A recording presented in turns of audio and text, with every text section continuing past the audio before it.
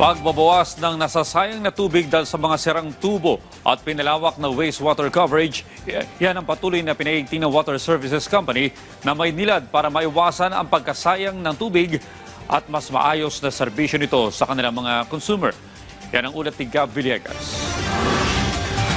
Problema ng mga residente sa Metro Manila ang supply ng tubig tuwing dry season. Kaya naman, patuloy ang pagpapabuti ng Maynilad sa mga serbisyo nito sa kanilang mga consumer tulad ng pagbabawas ng non-revenue water o yung mga tubig na nasasayang dahil sa pagtagas ng mga sirang tubo, koneksyon at mas pinalawak na wastewater coverage upang hindi masayang ang tubig. Ayon sa Maynilad, bumaba sa 34% ang kanilang non-revenue water noong nakaraang taon kumpara sa 39% na naitala noong 2024. At noong katapusan naman ng taon ay aabot naman sa 30% ang naging non-revenue water ng Maynilad, kung saan naabot sa 5.6 billion pesos ang kanilang naging capital expenditure para maayos ang aabot sa 70,000 pagtagas at higit 3,000 kilometro ng mga legacy pipes ang napalitan. Dito ay aabot sa tinatayang 256 na milyong litro ng tubig kada araw ang kanilang na-recover na katumbas na isang treatment plant.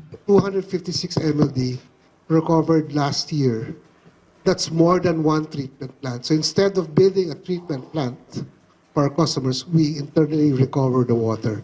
This will serve as a buffer water supply for us all the way to the end of the concession. Tumaas rin ang sewerage coverage na Maynilad noong nakaraang taon, kung saan umabot ito ng 27%, mas mataas ng 2% kumpara noong 2024. Umabot naman sa halos 70% ang naging sanitation coverage ng Maynilad noong 2025, mas mataas kumpara sa 63% noong 2024. Target na mapababa ng Maynilad sa 20% ang kanilang total na renewable water pagdating ng 2030 at makapaglabas ng 22 milyong litro ng malinis na tubig pagsapit ng susunod na taon. Gab Humilde Villegas para sa Pambansang TV sa Bagong Pilipinas.